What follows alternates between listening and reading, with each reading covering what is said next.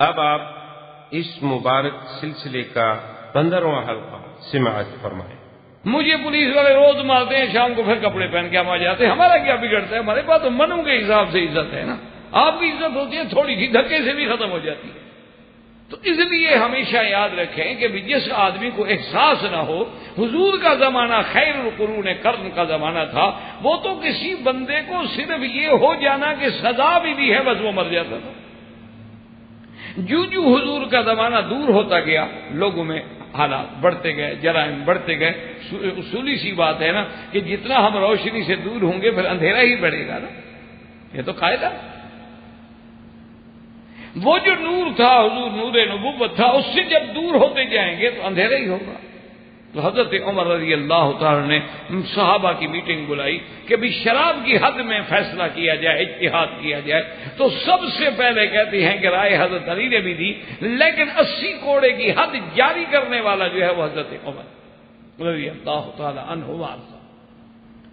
تو اسی طرح یہ بھی موافقات سیدنا عمر رضی اللہ تعالی عنہ میں ہے کہ جو حضرت عمر رضی اللہ تعالی عنہ نے پردے کے بارے میں بات کی وہی ہو گیا۔ ایک دفعہ حضرت آقا انعامدار صلی اللہ علیہ وسلم کے بارے میں مشہور ہو گئی بات کہ حضور نے بیویوں کو چھوڑ دیا۔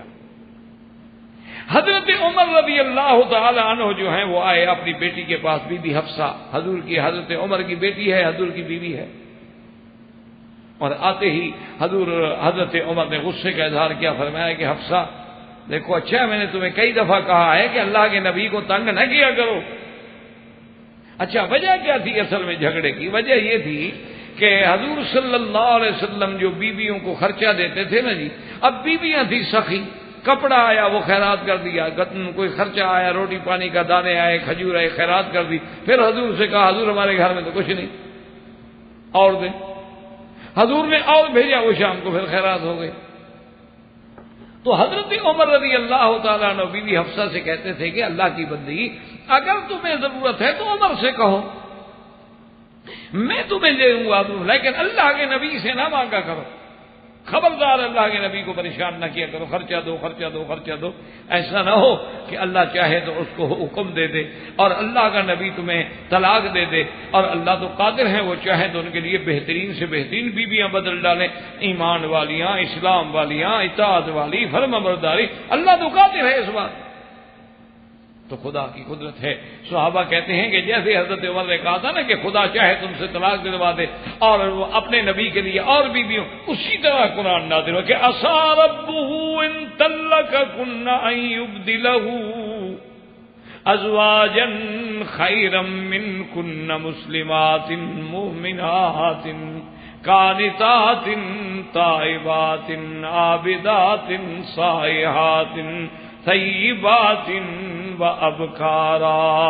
اللہ نے قرآن نازل کر دیا، جو حضرت عمر رضی اللہ تعالیٰ عنہ کے منہ سے نکلا تھا اسی طرح قرآن نازل ہو گیا۔ یہ بھی موافقات عمر میں سے ہے۔ خدا کی قدرت ہے کہ جب اللہ کے نبی پڑھیں کہ ثم خلقنا النطفة علقة فخلقنا العلقة مضغة فخلقنا المضغة عظاما فكسونا العظام لحما ثم انشأناه خلقا آخر، فوراً حضرت عمر کے منہ سے نکلتا ہے تبارک اللہ، اللہ نے قرآن نازل کیا فتبارک اللہ احسن الخالقین۔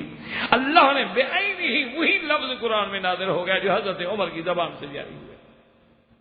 تو یہ بھی موافقات سیدنا عمر رضی اللہ تعالیٰ عنہ تھا۔ اسی لیے سیدہ عائشہ کہتی تھی کہ واللہ عمر کان ابکریا احوذیا النسیج بعدہ، وہ کہتی تھی خدا کی قسم ہے عمر جیسا ابکری ہم نے نہیں دیکھا، آپ جیسا ذہین ہم نے نہیں دیکھا، آپ جیسا دین اسلام پہ کنٹرول کرنے والا ہم نے نہیں دیکھا ہے۔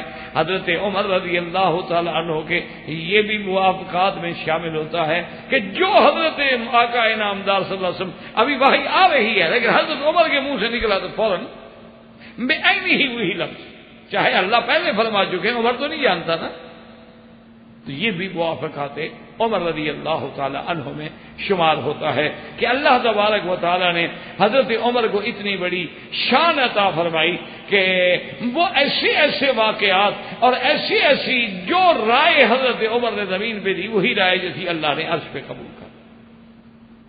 اور اسی طرح سیدنا عمر امیر المؤمنین عمر رضی اللہ تعالی عنہ ثانی الخلفاء وزیر النبی المصطفیٰ رضی اللہ تعالی عنہ فرماتی ہیں کہ خدا نے پتہ نہیں مجھے کتنی طاقت دے دی تھی. میں اپنی قوت پہ حیران تھا کہ حضور جب عبداللہ ابن ابی کے جنازے کے لیے تشریف لائے فقمت فی صدر رسول اللہ. عبداللہ ابن ابی جو ہے رئیس المنافقین، یہ دشمن ہے میرے بدری صلی اللہ علیہ وسلم.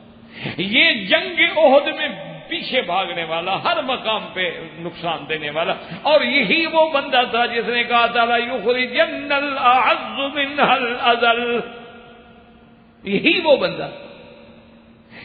بندہ تھا جس نے اپنی قوم سے کہا تھا کہ اب اللہ کے نبی پہ خرچ نہ کیا کرو، اللہ کے نبی کو کوئی امداد نہ دیا کرو، جب صحابہ کو روٹی نہیں ملے گی تو بھاگ جائیں گے.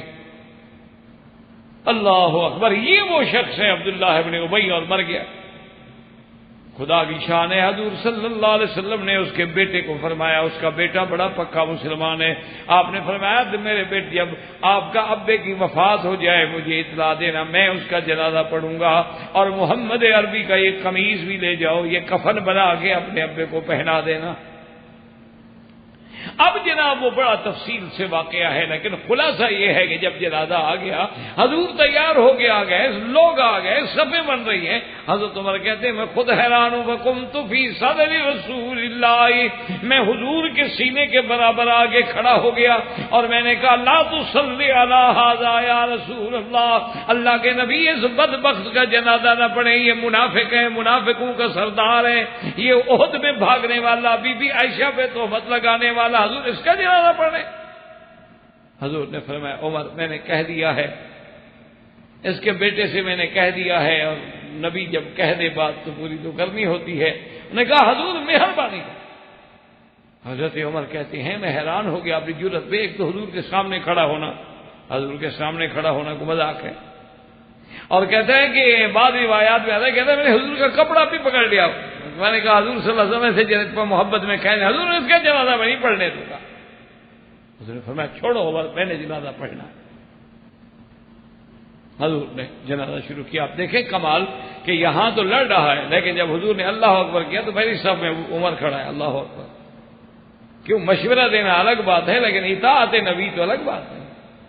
ایک ہے مشورہ پیش کر دینا، لیکن جب اللہ کا نبی کوئی حکم کر دے پھر تو کوئی سوال ہی پیدا نہیں ہوتا، پھر تو اطاعت اور فرما برداری کرنی. جب نماز ختم ہو گئی اللہ کے نبی نے پڑھا لی تو اللہ نے قرآن اتار دیا کہ وَلَا تُصَلِّ عَلَىٰ أَحَدٍ مِّنْهُمْ مَاتَ أَبَدًا وَلَا تَقُمْ عَلَىٰ قَبْرِهِ إِنَّهُمْ كَفَرُوا بِاللَّهِ وَرَسُولِهِ.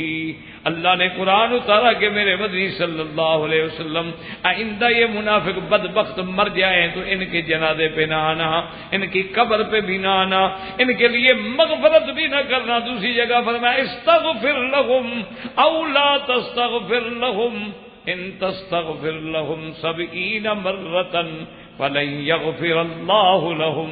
میرا مدنی آپ سوچتے ہیں کہ جنازے میں آپ دعا مانگیں گے میں ان کو بخش دوں گا؟ آپ ایک دفعہ نہیں 70 دفعہ بھی مانگے میں ان کو کبھی نہیں بخشوں گا. یہ دشمن ہے میرے مدنی محمد مصطفیٰ کے. اور حضرت عمر نے جیسے روکا تھا کہ جنازہ نہ پڑھیں، مجھے عمر کا فیصلہ منظور ہے، آئندہ کبھی ایسے لوگوں کا جنازہ نہ پڑھیں. تو قرآن وہی اترا جو حضرت عمر کا فیصلہ ہے. حضور نے فرمایا عمر اللہ نے قرآن بھی تیری رائے کے مطابق اتار دیا ہے. لیکن علماء نے لکھا ہے کہ ایک لطیفہ علماء نے لکھا علمیہ کہ خدا کی شان ہے کہ اگر اللہ تبارک و تعالیٰ 2 منٹ کے لیے یہ آیت پہلے اتار دیتے تو حضور نماز نہ پڑھتے منافق پر.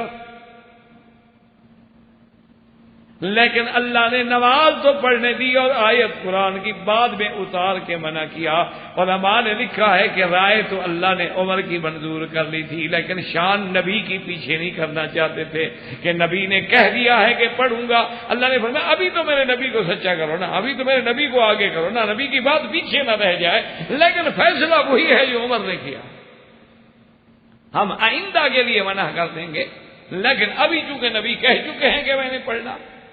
اور حضور صلی اللہ علیہ وسلم نے جو قمیص اپنا عطا فرمایا تھا وہ بھی بات یاد رکھیں، ورنہ حضور کا تو دشمن ہے، حضور جانتے ہیں۔ وجہ یہ تھی کہ جنگ بدر ہوئی تھی تو حضور کے چچا عباس قید میں تھے، عباس کا قمیص پھٹ گیا تھا اور کسی کا قمیص عباس کو پورا نہ آیا تو اسی نے قمیص دیا تھا۔ حضور نہیں چاہتے تھے کہ اس کا احسان باقی رہ جائے، اس لیے حضور صلی اللہ علیہ وسلم نے زندگی میں قمیص دے کے اس منافق کا احسان ختم کر دیا۔ لیکن یہ قرآن پاک کی آیت جو تھی یہ بھی موافقات عمر میں ہے کہ جیسے حضرت عمر نے کہا تھا کہ حضور جنازہ نہیں پڑھنا، اللہ نے وہی قرآن نازل کر دیا۔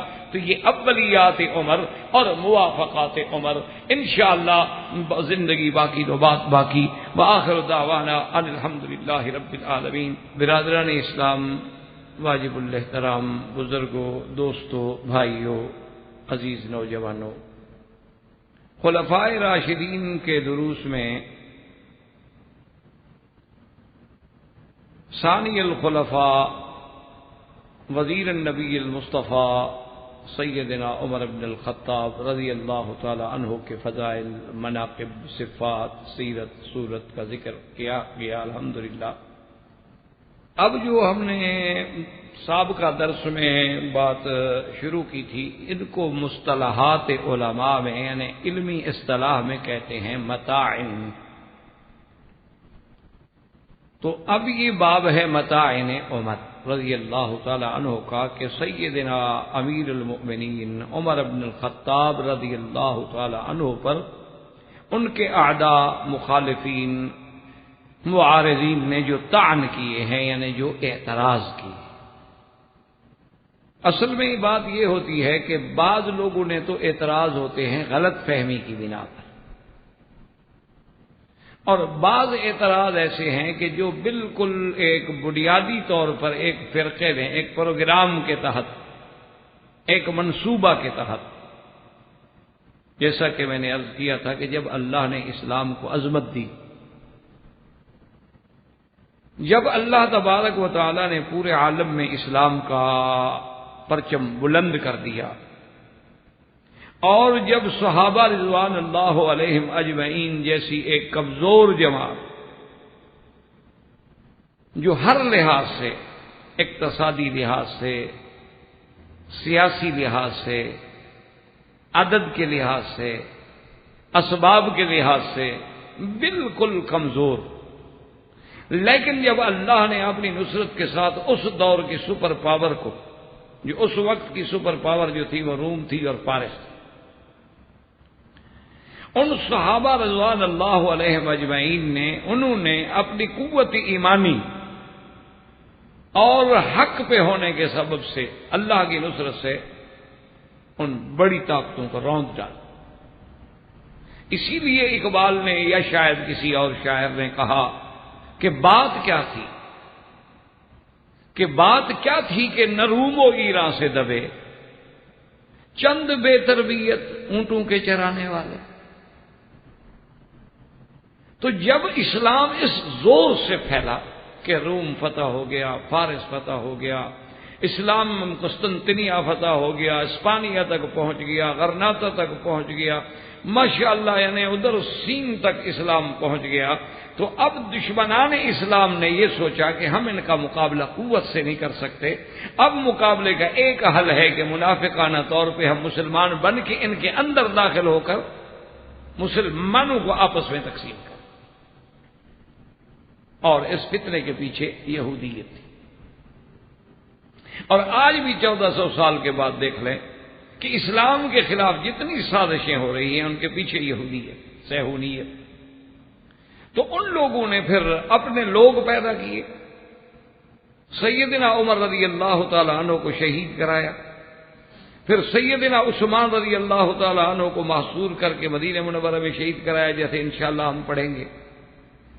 اور اسی طرح پھر انہوں نے اعتقادی لحاظ سے فرقے پیدا کیے کہ یہ حضرت علی کا فرقہ ہے اور یہ دوسرے صحابہ کی جماعت ہیں اور یہ محبان اہل بیت ہیں اور یہ محبان صحابہ ہیں۔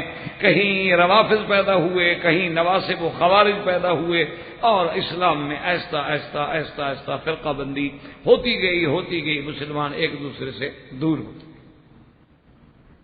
تو اس لیے ہم نے الحمدللہ یہ مناسب سمجھا کہ جہاں خلفائے راشدین کی سیرت کا بیان ہو تو وہاں ہماری نوجوان نسل کو یہ بھی پتہ لگے کہ ان پہ اعتراضات جو کیے جاتے ہیں ان کی حقیقت کیا۔ تو سیدنا عمر رضی اللہ تعالیٰ عنہ کے متائن میں سے سب سے بڑا تان جو ہے وہ مسئلہ قرطاس ہے، جس کا مختصر خلاصہ میں نے سابقہ درس میں بھی عرض کیا تھا کہ حضور صلی اللہ علیہ وسلم نے اپنی بیماری کے وقت میں ارشاد فرمایا کہ ایتونی بقرطاسن، کاغذ قلم لاؤ تاکہ میں لکھ دوں، اور اس میں ایک روایت میں یہ بھی لفظ ہے کہ لن تضلوا بعدی ابدا، تاکہ میرے بعد تم کسی گمراہی میں نہ پڑ جاؤ۔ اور حضرت عمر رضی اللہ تعالیٰ عنہ نے کہہ دیا کہ حسبنا کتاب اللہ، اللہ کا قرآن کافی ہے۔ اس پہ دو جماعتیں ہو گئیں، ایک جماعت کہے بھی لکھنے کے لیے لے آؤ، بھی لکھوا لو، ایک جماعت کہے کہ نہیں بھائی ٹھیک ہے اللہ کا قرآن کافی ہے، بات چھوڑو، حضور کے آرام کا وقت ہے، بیماری کی شدت کا وقت ہے، اس وقت آپ سے لکھوانے کا کیا مطلب۔ اور جو لوگ خاندانی ہوتے ہیں، جن کو اللہ نے ایک شرف دیا ہوتا ہے، ان کے دماغ میں اس وقت مریض کی حالت سامنے ہوتی، تو اسی بات کو بہرحال رنگ دیا گیا، پھیلایا گیا کہ حضور لکھنا چاہتے تھے، اور حضور حضرت علی رضی اللہ تعالیٰ عنہ کی خلافت چاہتے تھے لکھنا، لیکن حضرت عمر نے روک دیا اور حضور کے سامنے شور کیا، حضور کے سامنے آواز بلند کی، اور ایک لفظ یہ بھی آتے ہیں کہ یہ بھی کہا کہ نعوذ باللہ شاید حضور پاک جو ہے بیماری کی وجہ سے، یعنی اللہ معاف کرے بیماری کا اثر ہے اور آپ ایسے غلط باتیں کہہ رہے ہیں جیسے بیمار کہہ دیتا ہے۔ تو کہتے ہیں کہ اتنی بڑی زیادتی کے بعد حضرت عمر کا تو اسلام شک میں پڑ جاتا ہے اور تم کہتے ہو کہ ہم اس کو خلیفہ رسول مان لیں۔ تو اس اعتراض کی بنیاد یہ، سب سے پہلی بات یہ ہے کہ اگر اعتراض کرنے والے حضرات یہ خود سوچ لیتے کہ بھئی تمہارا تو دعویٰ ہے کہ حضور جب حجۃ الوداع سے واپس آئے ہیں تو غدیر خم کے مقام پہ آپ نے اعلان کر دیا کہ من کنت مولا فعلی مولا ہو، حضرت علی کی خلافت کا تو اعلان ہو گیا تھا، تو پھر لکھنے کی کیا ضرورت تھی؟ یا تو وہ بات مانو کہ غلط ہے، اگر وہ بات صحیح ہے تو پھر حضرت علی کی تو بات کا اعلان ہو چکا۔ اور نمبر دو بات یاد رکھیں کہ اگر حضور صلی اللہ علیہ وسلم نے کچھ لکھوانا بھی تھا، لکھنا بھی تھا، تو کیا یہ اللہ کا حکم تھا؟ اور اگر یہ اللہ کا حکم ہے تو پھر اللہ کے نبی نے پورا کیوں نہیں کیا؟ یعنی اللہ حکم دے اور حضرت عمر اگر روک دے تو اللہ کا نبی رک جائے، تو یہ حضرت عمر پہ اعتراض نہ ہوا، یہ تو اللہ کے نبی پہ اعتراض ہوا۔ کیوں؟ اللہ کا فرمان ہے قرآن میں کہ بلغ ما انزل الیک من ربک فإن لم تفعل فما بلغت رسالتہ۔ اللہ نے فرمایا کہ میرے مدنی جو کچھ ہم نے اتارا ہے آپ پہ آپ پہنچائیں، آپ دنیا تک وہ پہنچا دیں، اور اگر آپ نے میرے فرمان، میرے احکام، میرے اوامر کو نہ پہنچایا تو گویا آپ نے فریضہ رسالت مکمل نہیں ادا فرمایا۔ اور آگے تسلی بھی دے دی کہ واللہ یعصمک من الناس، آپ ڈرے نہیں، اللہ آپ کی حفاظت کریں گے۔ تو حضرت عمر سے کیسے ڈر گئے حضور؟ تو معنی یہ ہے کہ اس آیت پر نعوذ باللہ حضور پاک نے خود عمل نہیں فرمایا۔ اور دوسری بات یہ ہے کہ پھر یہ واقعہ اس وقت کا نہیں ہے کہ جس کے بعد فوراً وفات ہو جائے، بلکہ بالاتفاق، یعنی بالاتفاق اہل سنت والجماعت کے اور شیعہ حضرات کے، اس کے بعد حضور 5 دن باحیات ہیں۔ تو 5 دن باقی ہیں، اور 5 دن تو حضرت عمر نہیں بیٹھے رہے حضور کے حجرہ مبارک میں۔ عیادت کرنے کے لیے جو آدمی آتے ہیں 2 گھنٹہ 2 گھنٹے 4 گھنٹے کے بعد چلے جائیں گے، چلو ایک واقعہ ہو گیا، جھگڑا ہو گیا، اختلاف ہو گیا، چلے گئے۔ اس کے 5 دن جو موجود ہیں تو حضور صلی اللہ علیہ وسلم بعد میں حضرت علی کو بلا کے لکھوا دیں، تو ان 5 دنوں میں بھی حضور کا نہ لکھنا اور نہ لکھوانا۔ اور اگر یہ بات مان لی جائے کہ حضور صلی اللہ علیہ وسلم حضرت علی کی خلافت لکھ دینے کے لیے تیار تھے، تو کم از کم حضرت ابو بکر کی خلافت کے وقت میں حضرت علی تو یہ دلیل پیش کریں۔ حضرت علی بھی یہ دلیل پیش نہیں کرتے۔ تو اس لیے ہمیشہ بات کو یاد رکھیں کہ پھر یہ بالاتفاق ہے، یعنی اہل سنت والجماعت کا بھی اور شیعہ حضرات کے جو منصف مزاج لوگ ہوتے ہیں، بعض جن کو اللہ نے کچھ علم دیا ہوتا ہے، وہ جانتے ہیں کہ آیت قرآن اتر چکی تھی، الیوم اکملت لکم دینکم واتممت علیکم نعمتی ورضیت لکم الاسلام دینا۔ اللہ نے کہا دین مکمل ہو، تو معنی یہ ہے کہ جب دین مکمل ہے، کوئی چیز بچی نہیں، تو حضور دین کے علاوہ کوئی بات تھی۔ حالانکہ واقعہ صرف اتنی تھا کہ سیدنا عمر رضی اللہ تعالی عنہ آخری وقت میں حضور کی رضا حاصل کرنے کے لیے انہوں نے یہ بات کی تھی جس کو مخالفین نے بجائے سیدنا عمر کی شان کے نعوذ باللہ اعتراض بنا دیا۔ بات صرف اتنی تھی کہ ایک دفعہ میرے آقا سرکار دو عالم صلی اللہ علیہ وسلم تشریف فرما ہے، سیدنا ابو بکر تشریف فرما ہے، اور حضرت عمر تورات لے کر مطالعہ کر رہے۔ تورات کے کچھ اوراق ملے، حضرت عمر ان کو دیکھ اور کتاب میں اتنے مشغول تھے کہ انہوں نے حضور صلی اللہ علیہ وسلم کے چہرے پہ نظر نہ ڈالی۔ تو حضرت صدیق نے حضرت عمر کو تنبیہ کی کہ عمر دیکھ نہیں رہے ہو کہ حضور ناراض ہو رہے ہیں اور تم کتاب پڑھ رہے ہو۔ حضرت عمر نے جب دیکھا کہ حضور کا چہرہ مبارک تو غصے میں سرخ ہو رہا، تو سیدنا عمر رضی اللہ تعالی عنہ نے فوراً عرض کیا کہ رضینا باللہ ربا وبالاسلام دینا وبمحمد صلی اللہ علیہ وسلم نبیا۔ حضرت عمر نے فوراً عرض کیا کہ یا رسول اللہ، ہم اللہ کی ربوبیت کے قائل ہیں، آپ کی نبوت کے قائل، دین کے اسلام ہونے کے قائل، تو ناراضگی حضور ہم سے کیوں آ رہی؟ اگر میں کوئی کتاب دیکھ رہا ہوں اس کا معنی یہ تو نہیں کہ میں دین سے ہٹ گیا ہوں۔ ہم تو اللہ کی توحید کے، الوہیت کے، ربوبیت کے، سرکار کی نبوت کے، اسلام کے قائل ہیں۔ حضور نے فرمایا کہ عمر لو کان موسیٰ حیا لما وسعہ الا اتباعی او کما قال رسول اللہ صلی اللہ علیہ وسلم۔ فرمایا کہ عمر اگر آج موسیٰ علیہ السلام بھی زندہ ہوتے تو وہ بھی میری اتباع کرتے، میری نبوت، میری شریعت کے تابع ہوتے۔ تو جب تمہارے پاس دین مصطفیٰ موجود ہے تو پھر سابقہ کتابوں کے دیکھنے کی کیا ضرورت؟ کتابیں بدل گئی ہیں، محرف ہو گئی ہیں، مغیر ہو گئی ہیں۔ تو حضرت عمر نے بات مان لی اور اس کے بعد حضور کی ناراضگی بھی ختم ہو گئی۔ تو حضرت عمر کے دل میں یہ بات تھی۔ تو اب چونکہ ایک موقع ملا اور حضور کی بیماری کا عالم ہے، اور حضور صلی اللہ علیہ وسلم نے فرمایا کہ کاغذ دوات لے آؤ، قلم دوات لے آؤ، میں لکھ دوں۔ حضرت عمر نے اپنے اس بات کو اللہ کے نبی کے دل سے دور کرنے کے لیے کہ یا رسول اللہ، اب تو ہم اتنے پکے ہو گئے ہیں، حسبنا کتاب اللہ، اللہ کا قرآن ہمارے لیے کافی، اب لکھنے کی کیا ضرورت ہے؟ تاکہ حضور کا دل مطمئن ہو جائے کہ حضرت عمر اب قرآن پہ اتنا پکا ہو چکا ہے کہ اب مجھے میرے لکھوانے کی بھی ضرورت نہیں رہی۔ وہ تو اپنی صفائی میں ایک بات کر رہے ہیں، نہ کہ اعتراض کر رہے ہیں حضور صلی اللہ علیہ وسلم۔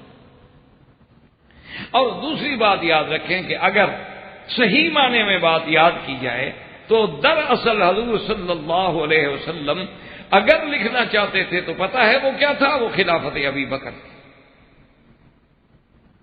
اس کی دلیل کیا ہے کہ صحیح روایات میں موجود ہے کہ حضور صلی اللہ علیہ وسلم نے ایک دفعہ حضرت عائشہ سے فرمایا ادعی لی ابا کہ انا اکتبہ، اپنے ابا کو بلاؤ، میں چاہتا ہوں کہ میں ان کو لکھ دوں خلافت میرے بعد۔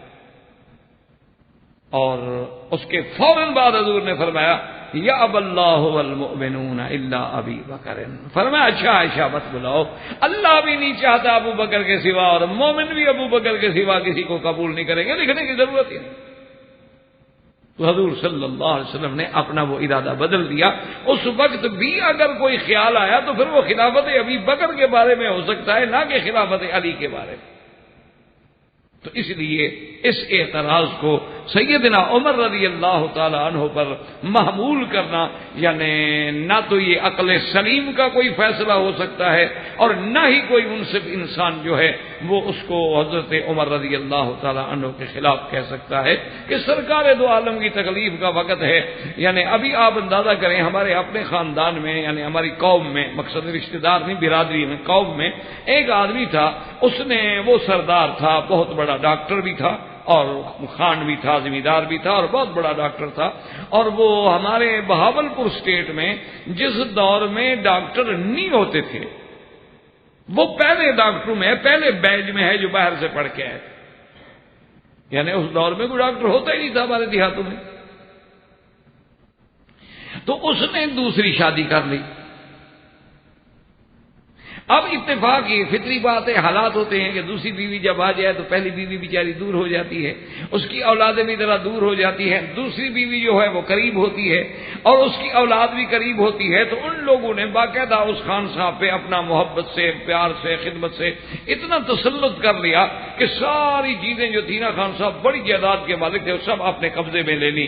تو اب خان صاحب کو بیماری میں خیال آیا کہ بھئی یہ بات تو ٹھیک ہے لیکن میری پہلی بیوی بچے تو مارے جائیں، میرے پہلے بیوی بچے جو ہیں وہ تو مارے جائیں. اچھا خدا کی شان ہے ابھی انہی ڈاکٹر صاحب کا ایک لڑکا جو ہے وہ اب بھی یہاں اسی ملک میں ہیلتھ آپ کے وزارت سیاہ میں کام کرتے ہیں. تو انہوں نے اپنے بیٹے کو، پہلی بیوی کے بیٹے کو پیغام دیا کہ بھی تم اپنی امی کو لے آؤ. وہ اس مکان میں، اب تو دوسری بیوی کے ساتھ رہ رہے تھے نا، اپنی والدہ کو اپنے مکان سے لے آؤ اور وہاں سے ایسا کرو کہ کوئی اقرار نامے کا اسٹامپ بھی لے آؤ تاکہ میں تم لوگوں کا حصہ جو ہے وہ اسٹامپ کر کے لکھ دوں تمہیں. خدا جانے میری موت کے بعد یہ تم لوگوں کو کچھ دیں گے کہ نہیں دیں گے، کیونکہ اب تو ہر چیز ان کے قبضے میں ہے. تو اس نے جا کے اپنی امی سے کہا، اس کی امی آئی یعنی اس کی پہلی بیوی آئی اور انہوں نے کہا کہ خان صاحب ہمارا مقدر ہمارے ساتھ ہے، اب تمہاری موت کا وقت ہے، اس وقت ہم تم سے اسٹامپ لکھواتے پھریں. پہلے تو تمہیں اسٹامپ لینے کے لیے جانا چاہیے، یا اسٹامپ فروش کو گھر میں بلا کے اس سے تم خود خریدو، ہم خرید کے لے آئیں گے تو اس کی تو کوئی حیثیت نہیں ہوگی. تو ہمیں جائیداد سے زیادہ تمہاری صحت کی فکر ہے، ہمارے مقدر میں جو ہے مل جائے گا، ہم نہیں چاہتے کہ وہ تکلیف کرو، جو اللہ کو منظور. اور وہی ہوا، خان صاحب فوت ہو گئے، دوسروں نے قبضہ کر لیا، لیکن انہوں نے لکھوانے کی تکلیف نہ دی کہ بھئی تم اس وقت موت کا عالم ہے، بیماری ہے، چھوڑو جو اللہ کو منظور ہے ہوگا.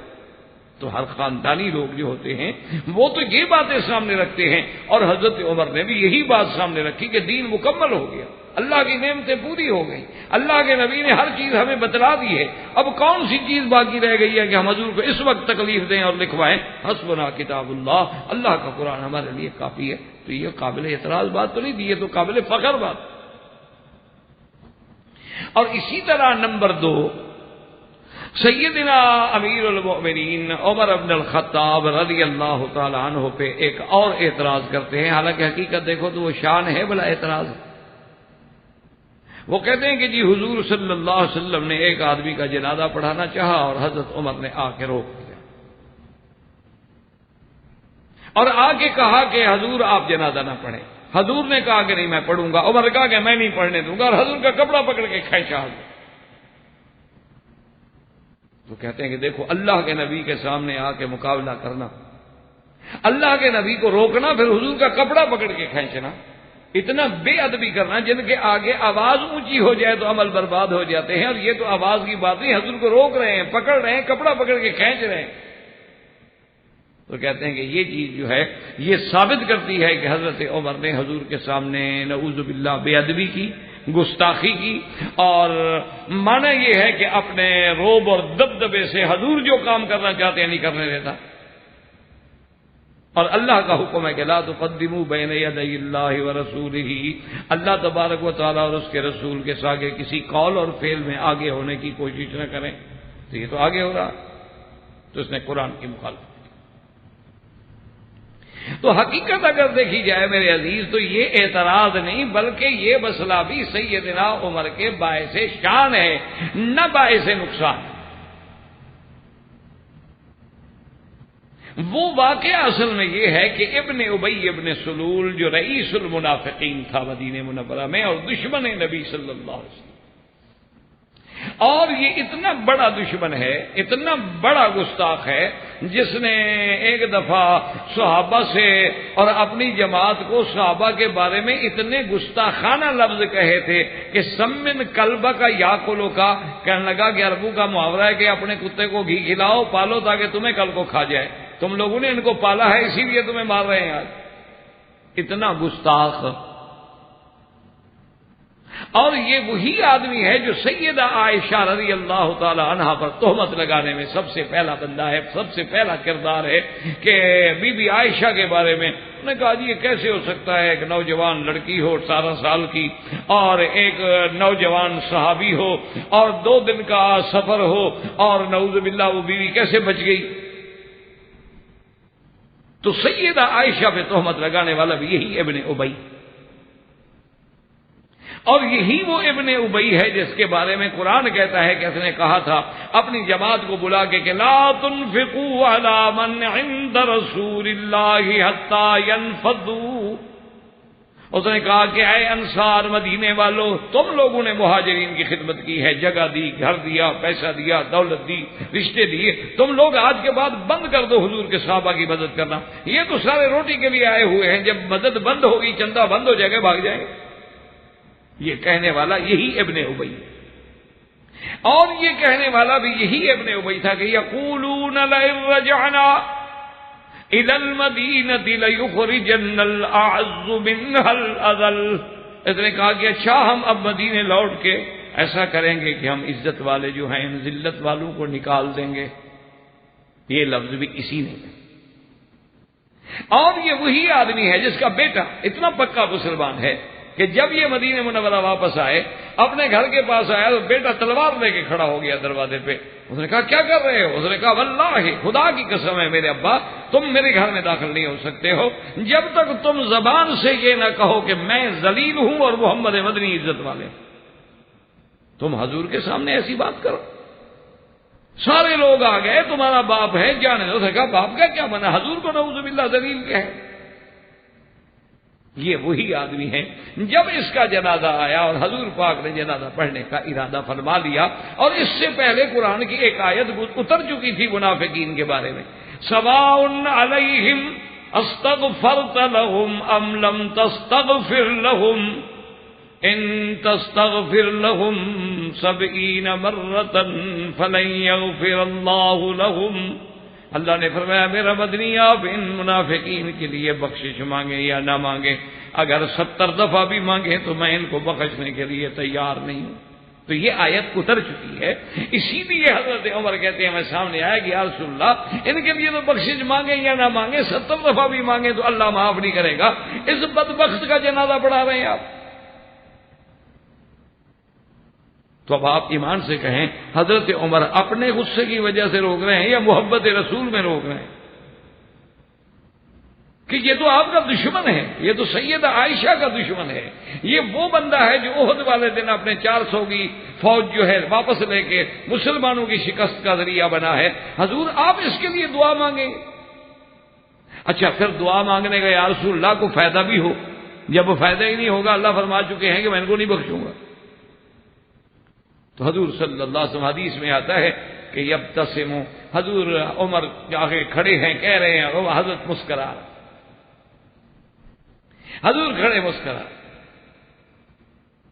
آخر جب حضرت عمر نے بہت مجبور کیا تو ایک روایت اہل سنت میں یہ بھی آتا ہے اور حضرت عمر خود بھی کہتے ہیں کہ عجبت علی جرأتی، کہ میں اپنی جرأت پہ حیران رہ گیا کہ میں نے حضور کا کپڑا پکڑ لیا۔ اچھا کپڑے پکڑنے کا معنی یہ نہیں کہ مخالفت میں ہوتا ہے، آپ دیکھتے ہیں نا کہ کبھی آپ صبح کو ڈپٹی پہ آنے لگے اور آپ کا بیٹا جو ہے وہ کہے نہیں ابا جان آج آپ کو میں نہیں جانے دوں گا، میں نہیں جانے دوں گا، میں نہیں جانے دوں گا۔ آپ کہ نہیں بیٹا میں نے ڈپٹی پہ جانا ہے، کیا کر رہے ہو؟ تو آگے چمڑ جاتا ہے، آپ کے کپڑے کو پکڑ لیتا ہے، تو کوئی دشمنی کر رہا ہو؟ کوئی عقل کی بات ہے، جو محبت کی بات ہو اسے دشمنی بنا دیا جائے۔ حضرت عمر کا روکنا جو ہے، اگر حضرت عمر نے کپڑا بھی پکڑا ہے تو اسی طرح جیسے غلام حجت کرتا ہے، جیسے ایک چھوٹا حجت کرتا ہے، حضور میری بات مان لیں اس میں جنازہ رہا، اس کی بھی اب دعا نہ کریں جنازے میں۔ لیکن اصل بات کیا تھی کہ جہاں حضور کی نظر تھی وہاں تو عمر کی نظر نہیں پہنچ سکتی. آخر مقام نبوت جو ہے وہ تو مقام نبوت. اور حضور نے صرف جنازہ نہیں پڑھا، اپنا قمیض بھی دیا اس کو کفن کے لیے. حضور نے اس کے بیٹے سے کہا میرا قمیض لے جاؤ، اسی میں اس کو کفن دو. اور ایک روایت میں تو یہ بھی آتا ہے کہ حضور نے اس کو اپنے گھٹنے پہ رکھا اور اپنا لعاب مبارک بھی اس کے چہرے پہ بلا.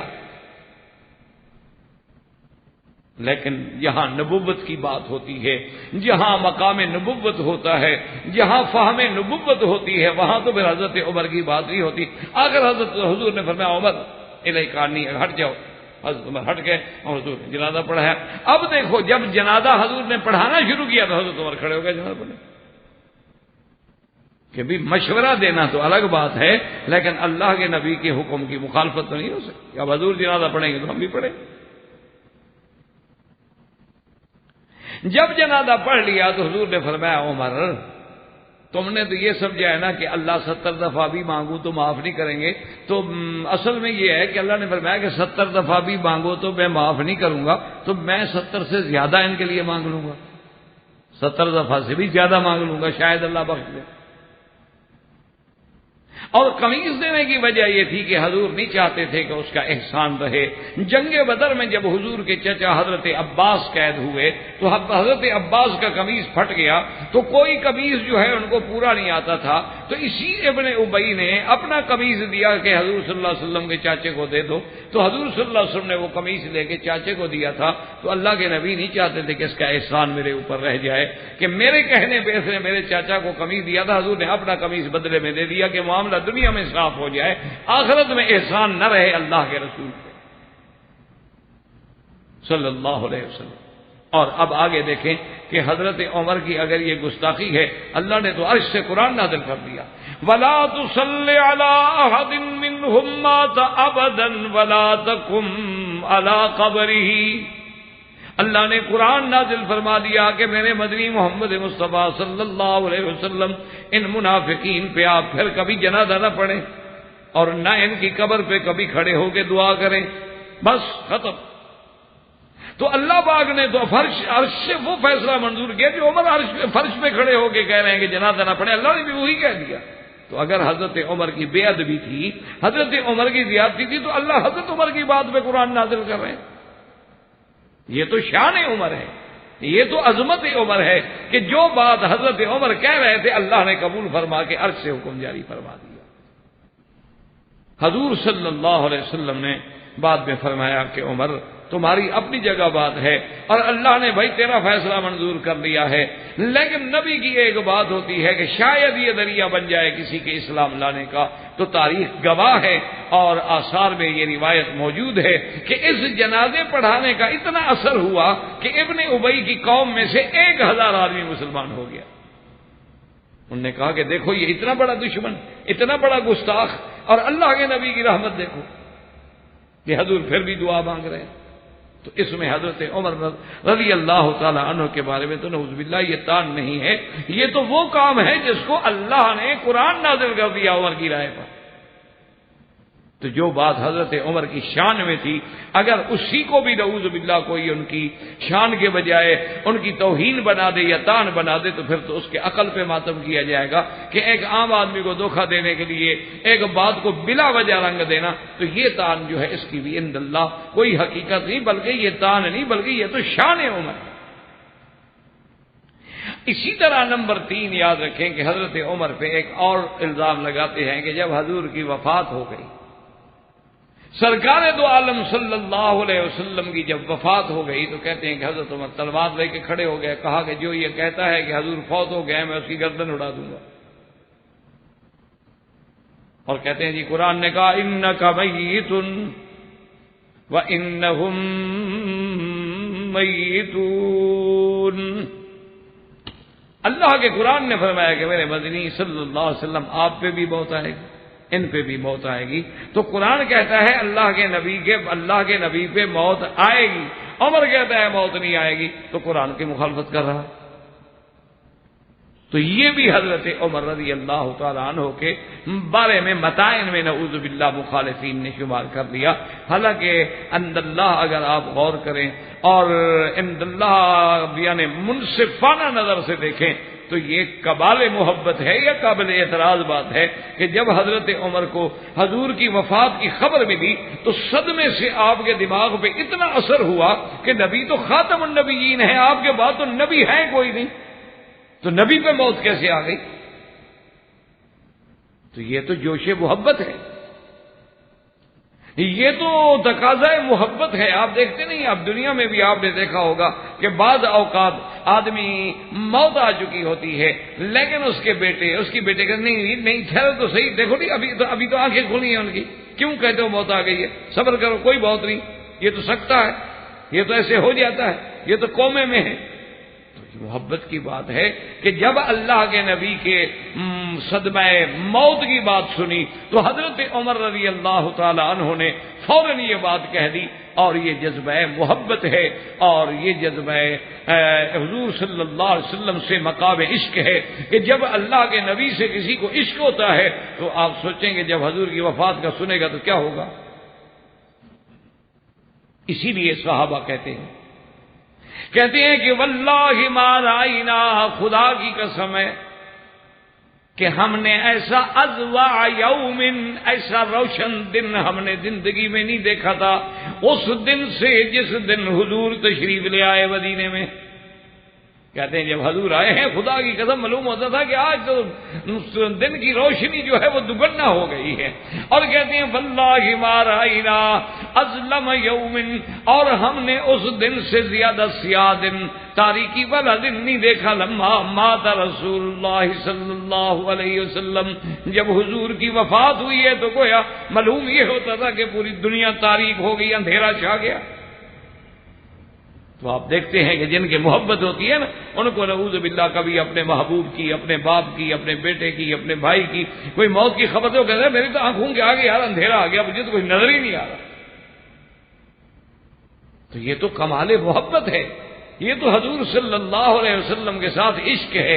اسی لیے یاد رکھیں، اسی لیے بی بی سیدہ فاطمہ الزہرا رضی اللہ تعالی عنہا نے بھی کہا تھا کہ سبت علی مصائب لو انہا سبت علی الایام سرن لیالیا، کہ حضور آپ کی جدائی میں مجھ پہ ایسے مصیبتوں کے پہاڑ ٹوٹ پڑے ہیں کہ اگر یہ مصیبتیں کسی دن پہ بھی گر جاتی تو وہ رات بن جاتے.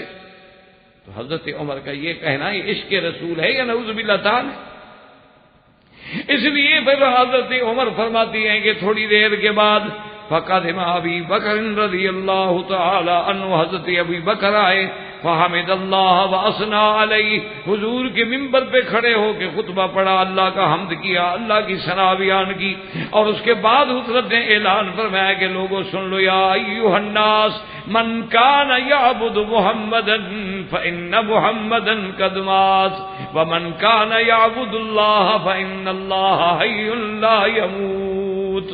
حضرت عمر حضرت ابی بکر نے خطبے کے بعد فرمایا کہ لوگوں اگر تم عبادت کرتے تھے اللہ کے نبی کی تو اللہ کے نبی پہ موت آ گئی ہے، اگر تم اللہ کی عبادت کرتے ہو تو یہ اس کی صفت ہے جو ہمیشہ زندہ ہے اور موت نہیں آئے گی.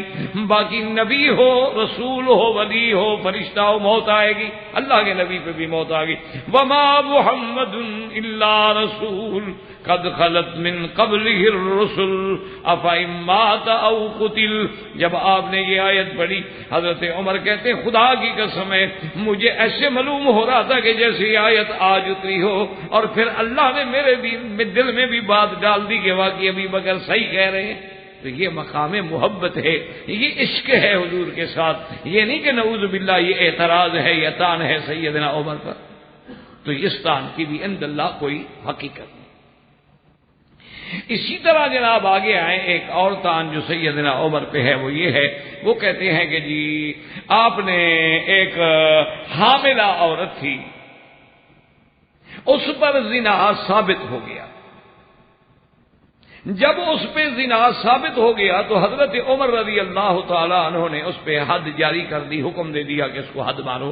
تو اس عورت کو صحابہ لے کے جا رہے تھے حد مارنے کے لیے، تو راستے میں حضرت علی رضی اللہ تعالیٰ عنہ آئے، انہوں نے پوچھا کہ کیا بات ہے، کیوں اس عورت کو لے کے جا رہے؟ انہوں نے کہا حضرت عمر نے فیصلہ فرما دیا ہے حد کا۔ تو انہوں نے کہا کہ چلو واپس لے کے آئے۔ انہوں نے کہا عمر کیا فیصلہ کر دیا ہے اللہ کے بندے، تم کو اس پر حد مارنے کا تو حق ہے، لیکن لیس علی ابنہا سبیل، لیکن اس کے پیٹ میں جو بچہ ہے اس پر تو تمہارا کوئی حق نہیں حد مارنے کا، وہ تو حاملہ ہے۔ تو حضرت عمر نے فرمایا کہ لولا علی لہلک عمر، کہ علی اگر تم نہ ہوتے تو عمر تو آج ہلاک ہو۔ تو یہ بھی تان کرتے ہیں کہ دیکھو جی، ان کو یہ بھی پتہ نہیں تھا کہ حاملہ عورت کو حد نہیں لگائی جاتی، تو جس آدمی کو اتنے مسئلے کا پتہ نہ ہو تو وہ خلیفۃ المسلمین کیسے بن گیا؟ تو یہ تان بھی حقیقت نہیں رکھتا کہ ضروری تو نہیں ہوتا کہ عورت کے تمام احوال سے قاضی جو ہے وہ باخبر ہو۔ حضرت علی رضی اللہ تعالیٰ عنہ کو اس کے حمل کا پتہ تھا، حضرت عمر کو پتہ نہیں تھا، جب پتہ لگ گیا تو روک دی اور حضرت علی کی بھی تعریف فرما دی۔ تو اس میں کون سا قابل اعتراض بات؟ اچھا، اسی طرح ایسے حالات جو ہیں، ایسے حالات میں تو اللہ کے نبی سے بھی فیصلے ہوئے ہیں۔ ایک عورت کو حضور نے بھی حکم دے دیا کہ حد مارو، اور وہ حدیثۃ نفاس تھی، یعنی ابھی ابھی بچہ پیدا ہوا تھا اس کا، حضور نے حکم دے دیا رجم کا، تو حضرت علی رضی اللہ تعالیٰ کو حکم دیا، حضرت علی نے رجم نہیں ماری۔ اس کے بعد حضور نے پوچھا کہ کیا ہوا، اس عورت کو سزا دے دی، حد جاری کر دیا؟ حضرت نے کہا لا یار۔ ان کا کیوں؟ انہوں نے کہا یا رسول اللہ حدیثۃ النفاس ہے، وہ تو ابھی تک بیچاری نفاس سے بھی نہیں نکلی، اور اس کے بعد ابھی چھوٹا سا بچہ ہے اس کا۔ تو حضور نے فرمایا احسنت یا علی، اچھا کیا تم نے، مجھے پتہ نہیں تھا کہ وہ حدیثۃ النفاس ہے۔ تو اگر اس میں اللہ کے نبی کی شان میں کوئی فرق نہیں آتا تو عمر کی شان میں کیسے فرق آ گیا؟ ایک چیز کا پتہ نہ ہو اور اس پر اگر آپ ایک فیصلہ فرما دیں۔ حضور صلی اللہ علیہ وسلم نے جیسے ایک آدمی نے شکایت کی کہ آپ کے گھر میں بی بی ماریہ قبطیہ کے پاس جو ہے ایک آدمی جاتا ہے، اور اللہ کے نبی کے گھر میں اس وقت جاتا ہے حضور جب آپ نہیں ہوتے، تو حضور کی غیرت، حضور نے حضرت علی کو بلایا، حکم دیا، فرمایا کہ وہ معبور جو ہے نا اس کو جا کے فوراً ماریہ قبطیہ کے پاس ان کا رشتہ دار تھا، آپ نے کہا اس کو قتل کر دو جہاں ملے۔ حضرت علی کہتے ہیں میں تلوار لے کے آیا۔ ایک روایت میں ہے کہ وہ اپنا کنویں کے کنارے پہ بیچارہ بیٹھا تھا، تو حضرت علی نے جو تلوار نکالی اور ڈر کے مارے گر گیا، اور ایک روایت میں آتا ہے کہ حضرت علی کو دیکھا تو بھاگ کے درخت پہ چڑھ گیا۔ حضرت علی کو دیکھا نا غصے میں آ رہے ہیں، تلوار ہاتھ میں ہے، تو ڈر کے مارے بیچارہ درخت پہ چڑھ گیا۔ حضرت علی جو گئے تو آپ نے جو ڈانٹا تو درخت سے گر گیا، درخت سے جو گر گیا غریب تو وہ تو ننگا ہو گیا۔ تو حضرت علی فرماتے ہیں کہ لیس عندہ شیء، میں نے دیکھا وہ تو کچھ بھی نہیں، وہ تو مرد ہے ہی نہیں، وہ تو بیچارہ مرد ہی نہیں۔ تو آپ نے قتل نہ کیا، واپس آ گئے۔ حضور پاک نے پوچھا کہ ہاں تم نے کیا کیا؟ اس نے کہا یا رسول اللہ واقعہ یہ ہے وہ تو غریب مرد ہی نہیں ہے۔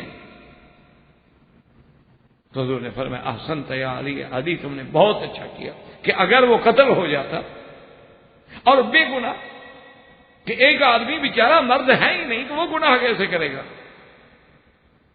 تو اس قسم کے واقعات کو تان نہیں بنایا جا سکتا، ہمیشہ یاد رکھیں کہ یہ تان نہیں ہوتا۔ اسی طرح سیدنا عمر رضی اللہ تعالی عنہ پر ایک اور اعتراض بھی کرتے ہیں کہ جی آپ نے ایک مجنونہ تھی، ایک عورت تھی مجنون، دیوانی عورت تھی، اس پہ آپ نے حد زنا کا ثبوت ہو گیا تو آپ نے حکم دے دیا کہ حد جاری کرو۔ تو حضرت علی رضی اللہ تعالی عنہ نے دیکھا کہ وہ صحابہ ایک عورت کو گھسیٹتے ہوئے لے جا رہے ہیں اور وہ چیخ رہی ہے، تو حضرت نے پوچھا کہ بماذا، کیا کر رہے ہو؟ تو انہوں نے کہا کہ جی حضرت نے حکم دیا ہے حد جاری کرنے کا۔ انہوں نے فرمایا تمہیں پتہ نہیں یہ تو فلاں قبیلے کی عورت ہے، انہا مجنون ہے، تو یہ تو بیچاری پاگل ہے، یہ تو دیوانی ہے غریب، اس کے ساتھ کسی نے برا کیا ہے، زنا کیا ہے، اللہ معاف کرے، لیکن اس کا کیا قصور ہے؟ دیوانے کو تو حد نہیں لگائی جاتی۔ تو اس عورت کو پکڑ کے حضرت عمر کے پاس لے، انہوں نے کہا یا امیر المومنین میں اس عورت کو جانتا ہوں، یہ فلاں قبیلے کی ہے، یہ تو دیوانی ہے غریب۔ تو اگر حضرت عمر کو ایک فیصلے کا علم نہ ہو، ایک عورت کے بارے میں معلومات نہ ہوں، اور اگر ایک حکم جاری کر دیں اور حضرت علی کے کہنے سے فوراً اس مسئلے کو واپس لے لیں، تو اس میں کون سا تان ہے سیدنا عمر رضی اللہ تعالیٰ عنہ پہ؟ یہ تو امیر المومنین عمر رضی اللہ تعالیٰ عنہ کا کمال ہے کہ فیصلہ بھی جاری کر دیں اور اس کے بعد جب اطلاع مل جائے تو یہ نہ کہیں گے نہیں ہم نے آرڈر کر دیا ہے ہم تو واپس نہیں لیں گے. یہی تو تھا نا کہ ان اللہ جعل الحق علی لسان عمر، اللہ نے عمر کی زبان پہ حق رکھا ہے. اگر کبھی کوئی ایسا تصاب ہو گیا جب پتہ لگا تو فوراً حضرت عمر رضی اللہ تعالیٰ عنہ نے رجوع کر لیا. یہ بات کوئی قابل اعتراض نہیں. اسی طرح ایک اور تان بھی کرتے ہیں کہ آپ کا ایک بیٹا تھا ابو شامہ، اور انہوں نے ابو شامہ پر جو ہے حکم دے دیا کہ حد جاری کرو، اور حد جب مارنے لگے تو وہ مر گیا. جب وہ حد میں مر گیا تو حد کے بعد جو تھے وہ بچ گئے. تو حضرت عمر رضی اللہ تعالیٰ عنہ سے پوچھا گیا کہ آپ کیا کریں اس کے بارے میں، اس کے بارے میں ہم کیا کریں کہ حد کے بعد ابھی باقی ہے، بندہ مر گیا. آپ نے کہا مار دو، مردے پر بھی حد جاری کروا دی. تو کہتے ہیں کہ دیکھو جی حضرت عمر کا کمال کہ مردہ بندے پر بھی حد ماری جاتی ہے، زندہ کو حد ماری جاتی ہے، مردہ کو حد نہیں ماری جاتی. بھائی اب تو بس جو ہو رہا ہے تو خاموشی ہو جائے. یہ تو ہر آدمی کو جس کے پاس جوال ہو، موبائل ہو، اس کو اصول ہوتا ہے کہ مسجد میں آئے بند کر. کیونکہ اور خاص طور پہ آج کل جو مصیبت ہے، جوال جو ہے نا گھنٹیاں نہیں ہے تو باقاعدہ موسیقی ہے، باقاعدہ گانے لگے ہوئے ہیں. ان پہ جو میوزک بجتے ہیں یہ تو باقاعدہ گانوں کی دھنیں ہیں، اور ہر آدمی نے اپنے منشے کا میوزک سیٹ کیا ہوتا ہے. اور مسجد میں موسیقی اور میوزک وہ تو حرام ہے. تو بہرحال اللہ ہم سب کو ہدایت دے. تو اب جناب یہ ہے کہ حضرت عمر رضی اللہ تعالی عنہ کے بارے میں اس قسم کا پہلی چیز سمجھیں کہ حضرت عمر کا حد مارنا یا مردے پہ حد مارنا یہ واقعہ ہے ہی نہیں، ہوا ہی نہیں، دنیا میں اس کا وجود ہی نہیں. یعنی یہ قصہ اتنا جھوٹا ہے کہ لم یثبت، کسی سند صحیح سے ثابت ہی نہیں. جب قصہ ثابت ہے ہم جواب کس بات کر رہے، واقعہ ہی نہیں، یہ تو گھڑنتو ہے. اسی طرح سیدنا عمر رضی اللہ تعالیٰ عنہ پہ اعتراض کرتے ہیں کہ جی حضرت عمر کو تو اتنے مسئلے کا بھی پتہ نہیں تھا جتنا ایک بوڑھی عورت کو ہوتا ہے، تو وہ خلیفہ کیسے بن گئے. وہ واقعہ اصل میں یہ ہے کہ سیدنا عمر رضی اللہ تعالیٰ عنہ نے ایک دن اعلان کیا. آپ نے فرمایا کہ لوگوں حق المہر میں غلا نہ کرو، حق المہر نہ بڑھاؤ، حق المہر زیادہ نہ کرو. اگر کسی نے حق المہر بڑھا کر دیا حضور کی بیٹیوں سے، حضور کی بیویوں سے، تو میں عمر جو ہے ضبط کر دوں گا اور بیت المال میں جمع. یہ انتظامی امر ہے. حضرت عمر کیا چاہتے تھے کہ بھئی اگر ہم نے حق المہر کو اتنا مہنگا کر دیا تو حلال مہنگا ہو جائے گا، اور حلال جب مہنگا ہو جائے گا تو حرام خود بخود سستا ہو جائے گا. یہی وجہ ہے نا کہ آپ دیکھیں یورپ میں، آپ امریکہ میں، یورپ میں، ان ملکوں میں آپ جا کے دیکھیں، وہاں 10 سال 20 سال سے مرد عورت اکٹھے رہ رہے ہیں لیکن نکاح نہیں. اچھا بچے ہو گئے، اولادیں ہیں باقاعدہ، اچھا رہتے بھی اکٹھے ہیں لیکن نکاح نہیں کرتے، چونکہ نکاح میں آنے کے بعد جو ذمہ داریاں قانونی طور پہ ان پہ پڑتی ہیں وہ قبول کرنے کے لیے تیار نہیں. تو اس لیے ہمیشہ یاد رکھیں کہ اگر آپ جیسے کہ اب یہاں مثلا اس معاشرے میں جو پیسے والے لوگ ہیں ان کے لیے کم از کم شادی کا صرف کھانا جو ہے 5-5 لاکھ کا تو کھانا ہے، 3-3 لاکھ صرف ایک رات کا افراح کا کرایہ ہے اس قصر کا جس میں شادی ہوتی ہے، اور اس کے علاوہ کھانا الگ ہے. اچھا پھر جو گھر بنائیں گے اس کے ڈیکوریٹ کریں گے. یعنی ایک متوسط آدمی نے مجھے بتایا کہ میں نے اپنا جو فلیٹ جو ہے اس کو ٹھیک کیا ہے شادی کے لیے تو 1,75,000 ریال میرا لگا ہے اس کے ڈیکوریشن پہ، اور وہ بھی کرایہ کا ہے. یعنی کل اگر جھگڑا ہو جائے تو اٹھا دو اور جو کچھ بنایا ہو گیا وہ تو اسی کمروں کے مطابق سیٹ کیا گیا ہے نا. تو جب اتنی مہنگائی ہو جائے تو لوگ کیا کریں گے آخر؟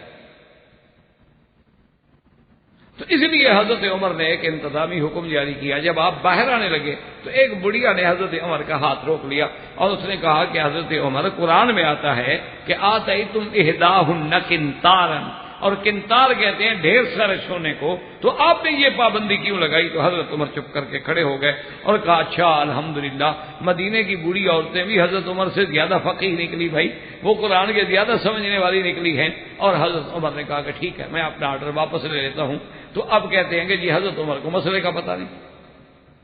اللہ کے بندے یہ تان نہیں ہے، یہ مسئلے کی بات ہی نہیں، مسئلے کا پتہ نہ ہونا بھی ویسے کوئی ایسی بات نہیں ہوتی، کوئی توہین نہیں ہوتی۔ حضرت علی خود فرماتے ہیں کنت رجلا مزاح، کہ میں بڑا جوانی میں بڑا قوی اور طاقت والا آدمی تھا، تو مجھے اس قوت سے طاقت سے ہر وقت جو ہے مزی آتی رہتی تھی پیشاب کے ساتھ۔ تو اب میں شرم کے مارے حضور سے مسئلہ نہیں پوچھتا تھا کہ بھی مزی پر غسل کرنا ہے یا وضو کرنا ہے، مجھے شرم آتی تھی کہ حضور کی بیٹی میری بیوی ہے، میں کیسے مسئلہ پوچھوں؟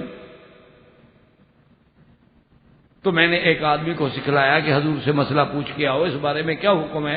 تو حضور نے فرمایا کہ نہیں، جب تک منی نہ ہو، شہوت سے نہ نکلے، مزی یا ودی جو ہے اس پہ غسل نہیں ہوتا، بس استنجا کر دیا وضو کر دیا کافی ہے۔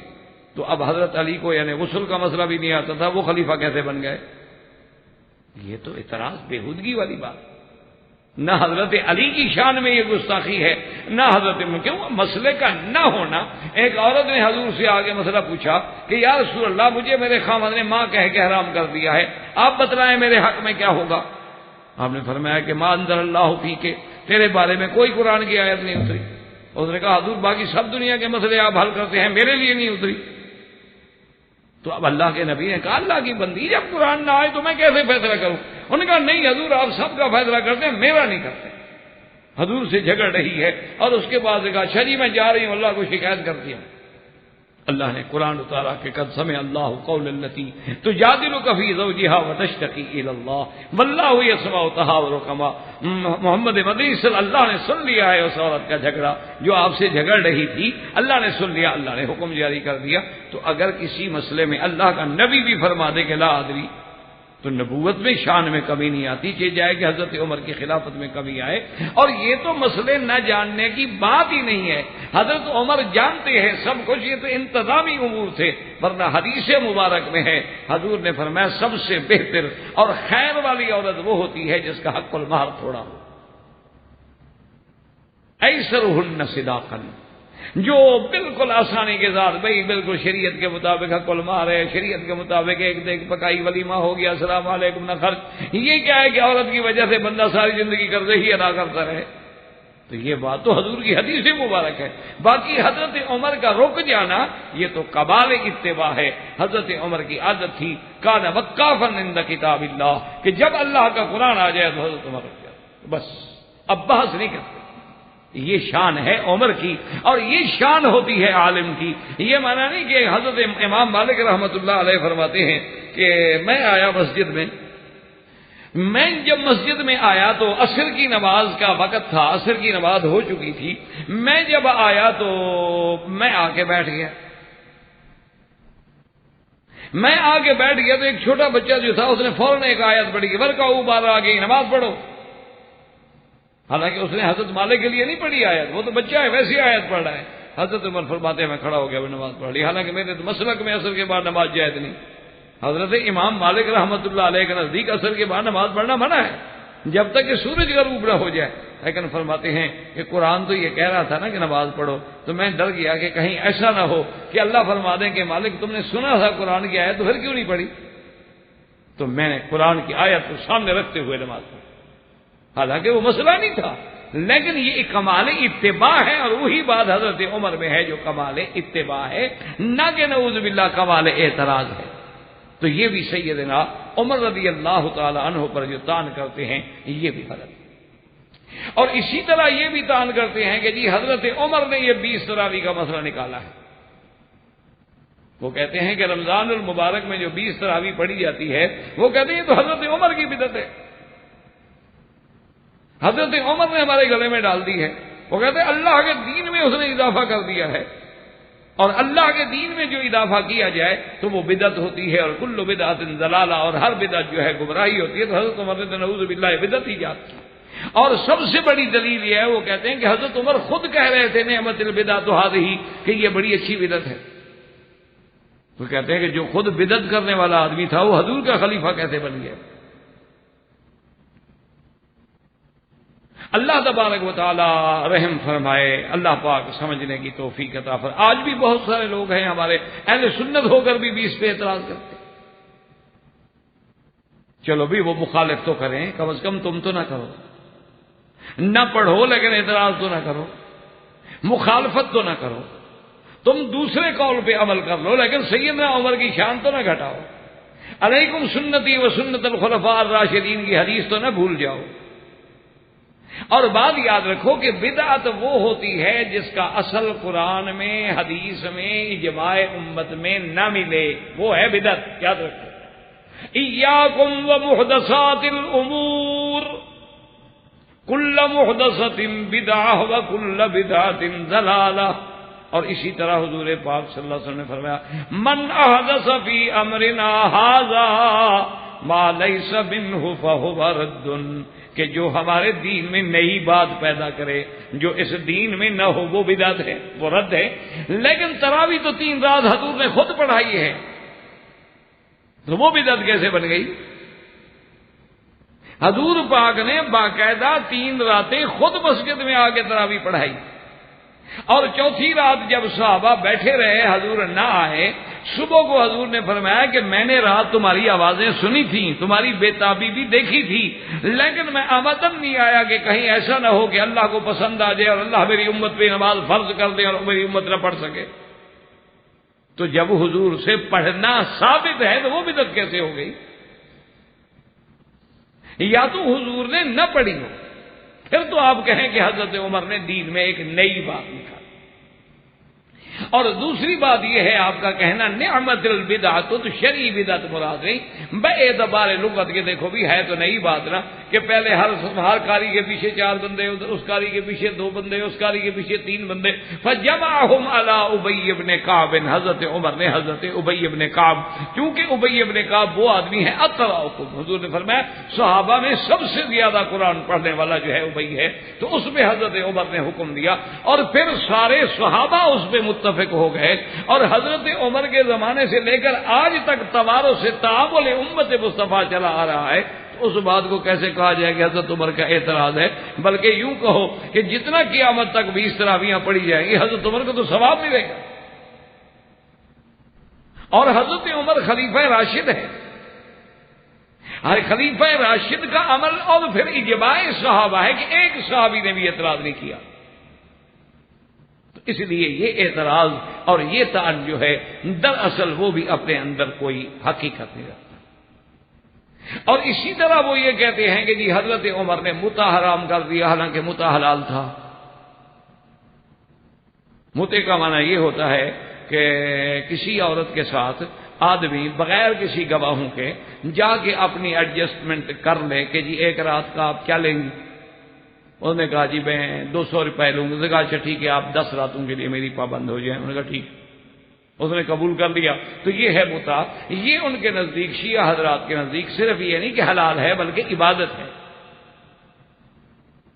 اللہ معاف کرے۔ اور استدلال وہ یہ کرتے ہیں، وہ کہتے ہیں جی حضرت ابن عباس کا فتویٰ موجود ہے کہ متع حلال ہے، اور حضرت عمر پہلا آدمی ہے جس نے متع حرام کر دیا۔ وہ کہتے ہیں جی حضرت عمر پہ کتنا بڑا گناہ ہوگا کہ متع حرام کر دیا، متع حلال ہوتا تو لوگ زنا تو نہ کرتے نا، متع کر لیتے۔ تو آج قیامت تک جو ساری دنیا لوگ زنا میں مبتلا ہوں گے سبب تو عمر بن گیا۔ یہ بھی سیدنا عمر پہ طعن ہے۔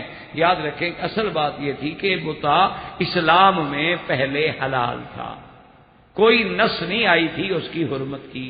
جیسے شراب کے بارے میں قرآن بھی اترا تھا، پہلی آیت بھی اتری تو صرف یہ اتری تھی کہ یسألونک عن الخمر والمیسر قل فیہما اسم کبیر ومنافع للناس۔ پھر آیت اتری کہ لا تقربوا الصلاۃ وانتم سکارا۔ اس کے بعد آیت اتری کہ شراب حرام ہے۔ تو جن لوگوں نے اگر پہلے پی لیا تھا تو ان کا کیا قصور ہے بھائی؟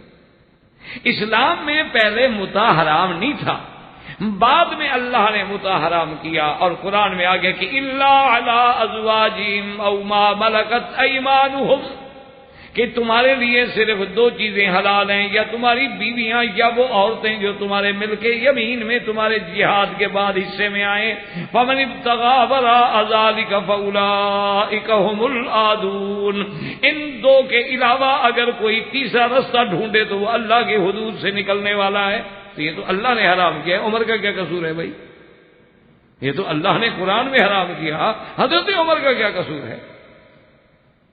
اور پھر اندازہ کرو کہ یہ بات وہ خود مان، اچھا ان سے پوچھو کہ اچھا جی بتا کرنے کے بعد وہ بیوی ہے، کیا جب وہ آدمی اس کو چھوڑ کے آئے گا تو وہ عدت گزارے گی؟ اگر اسی دوران میں 10 دن کے لیے جو کنٹریکٹ ہو اسی میں بندہ مر جائے تو عدت وفات گزارے گی؟ اسی دوران میں وہ بندہ مر جائے تو کیا وہ عورت وارث بنے گی؟ یہ تو وہ بھی نہیں مانتے، تو پھر وہ کیا ہوئی آخر؟ تو بیوی تو نہ بنی، جب بیوی نہ بنی تو آخر کیا بنی؟ تو مانا ازواج کے علاوہ کوئی چیز بنی، اور ازواج کے علاوہ کوئی چیز حلال نہیں ہے، تو اللہ کے قرآن نے حرام کیا ہے، اس میں حضرت عمر رضی اللہ تعالیٰ عنہ کا کیا قصور ہے؟ تو یہ بھی طعن جو کرتے ہیں سیدنا عمر رضی اللہ تعالیٰ عنہ پہ، تو یہ بھی غلط۔ اچھا اسی طرح ایک طعن کرتے ہیں کہ ایک آدمی آیا حضرت عمر کی خدمت میں، اس پہ زنا کی حد جاری ہونی تھی، تو آپ نے اس کے لیے ایک گوشہ منگوا لیا کھجور کا جس میں 100 شاخیں تھیں، اور کہا اس کو ایک دفعہ مار دو۔ تو کہتے ہیں دیکھو یہ اپنا آدمی تھا، تو حضرت عمر نے 100 کوڑے کے بجائے 100 شاخیں مروا کے چھٹی کر دی، تو اللہ کی حدود کو توڑ ڈالا۔ اور یہ یعنی واقعہ ہماری بھی بعض کتابوں میں موجود ہے۔ الحمدللہ ہم لوگوں میں یہ عادت نہیں ہے کہ ہم حقائق سے چھپائیں یا حقائق کو نہ مانیں یا نعوذ باللہ جھوٹی باتیں بنائیں، جو بات ہے وہ اچھا اس کی وجہ کیا ہے کہ اس قسم کا فیصلہ بھی خود حضور پاک نے فرمایا تھا۔ حضور صلی اللہ علیہ وسلم کی خدمت میں ایک آدمی کو لایا گیا، انہوں نے کہا یا رسول اللہ اس بندے نے زنا کیا، زنا ثابت ہے، لیکن یہ بیچارہ اتنا بیمار ہے اور یہ ایسا ضعیف الخلقت ہے، پتہ نہیں اس نے یہ گناہ کیسے کر لیا۔ حضور نے جب اس کی حالت دیکھی تو آپ نے فرمایا یہ تو 100 کوڑے سے مر جائے گا، یہ تو برداشت ہی نہیں کر سکتا، یہ تو ایسا بیمار اور مریض ہے، اور بیماری ایسی ہے کہ لا یرجا برؤہ، اس کے تندرست ہونے کی کوئی امید بھی نہیں ہے۔ تو آپ نے فرمایا کہ اچھا یہ شاخیں منگوا کے ایک دفعہ مار لو۔ تو یہ فیصلہ اللہ کے نبی نے کیا تھا۔ اگر حضرت عمر کے سامنے ایک ضعیف الخلقت آدمی آیا اور انہوں نے بھی وہ فیصلہ کیا جو حضور محمد مصطفیٰ نے کیا ہے، اچھا پھر یہ فیصلہ تو قرآن میں بھی موجود ہے، تو حضرت عمر پہ اعتراض کرنے کے بجائے پہلے قرآن تو پڑھ لیں کہ حضرت ایوب علیہ السلام نے قسم کھا لی تھی کہ بیوی نے ایک غلطی کی، بڑا لمبا واقعہ ہے، اس وقت بیان نہیں، بہرحال خلاصہ یہ ہے کہ آپ نے قسم کھا لی کہ میں تمہیں 100 بیت ماروں گا۔ تم نے غلط مشورہ مجھے کیوں دیا اللہ کے نبی؟ اب جب حضرت ایوب علیہ السلام تندرست ہو گئے، اللہ نے صحت عطا فرما دی، مسائل ختم ہو گئے، تو آپ نے کہا کہ میں نے تو قسم کھائی تھی، اور نبی تو اپنی قسم بھی پوری کرتا ہے۔ اللہ نے فرمایا وَخُذْ بِيَدِكَ ضِغْثًا فَاضْرِب بِّهِ وَلَا تَحْنَثْ إِنَّا وَجَدْنَاهُ صَابِرًا۔ اللہ نے فرمایا ایوب مہربانی کر کے اپنی بیوی کو حد نہ مارے، بلکہ گوشہ لے لیں کھجور کا جس میں 100 شاخیں ہوں اور ایک دفعہ مار لیں۔ آپ اپنی قسم بھی پوری کر لیں، لیکن یہ بیوی بڑی صابرہ ہے، اسی نے تو تمہاری خدمت کی، اسی نے تمہارا ساتھ دیا ہے، ہم اس کے لیے رعایت کرتے ہیں۔ تو یہ تو اللہ نے خود سکھلایا ہے ایوب علیہ السلام۔ تو اگر حضرت عمر رضی اللہ تعالی عنہ قرآن کو سامنے رکھتے ہوئے اور حضور کے فیصلے کو سامنے رکھتے ہوئے فیصلہ کریں تو اس پہ کیا تھا؟ اور اسی طرح ایک طعن یہ کرتے ہیں جی کہ بیت المال میں جو خمس تھا، 5واں حصہ تھا، اور جس میں اہل بیت رسول کا حق تھا، وہ حضرت عمر نے اہل بیت کو نہیں دیا، حالانکہ اللہ کا حکم تھا کہ جو مال آئے گا غنیمت میں آئے گا تو انما غنمتم للہ وللرسول وذی القربى والیتامى والمساکین وابن السبیل۔ تو حضرت عمر نے قرآن کے اس حکم کی مخالفت کی اور اہل بیت رضوان اللہ علیہم اجمعین کے بارے میں جو ہے ان کا حصہ جو تھا خمس کا وہ ادا نہیں کیا۔ تو یہ بھی در اصل در ہوا ہے جس کی کوئی حقیقت نہیں، کیونکہ اگر یہ خمس دینا حضرت اللہ کے حکم کے مطابق ضروری تھا تو حضور پاک نے بھی اپنی زندگی میں یہ خمس جو ہے صرف اہل بیت میں تو تقسیم نہیں کیا۔ اور پھر حضرت علی رضی اللہ تعالیٰ عنہ بھی تو خلیفہ بنے، انہوں نے کیوں نہیں دیا؟ تو اصل میں حضور کا عمل مبارک یہ تھا کہ اس خمس میں سے جو اہل بیت کی حاجت ہوتی تھی وہ پوری کر دیتے تھے، اور یہی عمل حضرت ابو بکر نے کیا، یہی عمل حضرت عمر نے کیا کہ حضرت عمر خود بلا کے حضرت علی کو فرماتے تھے کہ یہ لے لو، اور جو بیوہ ہیں، جو یتیم ہیں، جو نوجوان بچے شادیاں کرنا چاہتے ہیں، جن نوجوان لڑکیوں کی شادیاں ہونی ان میں دے دو۔ تو وہی عمل برقرار رکھا جو حضور صلی اللہ علیہ وسلم نے اور حضرت ابو بکر نے، اور اسی عمل کو حضرت علی نے برقرار رکھا۔ تو اگر وہ قرآن اور شریعت کے خلاف ہوتا تو حضرت علی رضی اللہ تعالی عنہ وہ عمل کیسے کرتا؟ تو اس لیے اس طعن کی بھی اللہ تبارک و تعالیٰ کے نزدیک کوئی حقیقت نہیں ہے اور نہ اس میں کوئی وزن ہے، صرف یہ بات ہوتی ہے مخالفوں کی کہ صغرا کبرا خود بناتے ہیں اور نتیجہ بھی خود نکالتے ہیں کہ کہیں کی اینٹ کہیں کا روڑا اور بھانمتی نے کنبا جوڑا، ورنہ حقیقت اس میں کچھ نہیں ہوتی۔ حقیقت یہ ہے کہ حضرت عمر کا ہر عمل جو ہے وہ حضور صلی اللہ علیہ وسلم کی اتباع میں ہے اور اللہ کے قرآن کی اتباع میں ہے، اور یہی وجہ تھی کہ حضرت عمر کو یہ لقب دیا جاتا تھا کہ کان وقافا عند کتاب اللہ، اللہ کے قرآن کے آگے عمر تو بالکل رکنے والا ہے، وہی کرتا ہے جو اللہ کا قرآن کہتا ہے۔ وآخر دعوانا ان الحمدللہ رب العالمین۔